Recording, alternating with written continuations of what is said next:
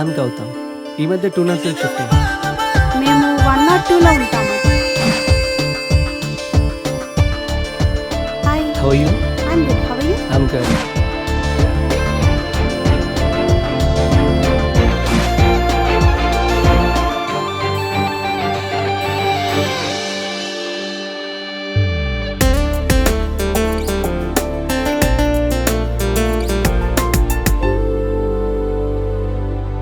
ఆ అమ్మాయిని ప్రేమిస్తున్నానని మాత్రం చెప్పదు.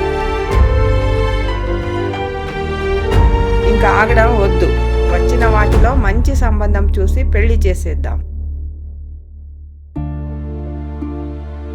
నిజంగా ప్రేమించిన వాళ్ళు ఇంట్లో ఒప్పించలేక, ఒప్పుకోరన్న భయంతో చెప్పలేక వాళ్ళ ప్రేమను నిరూపించుకోలేకపోతున్నారు.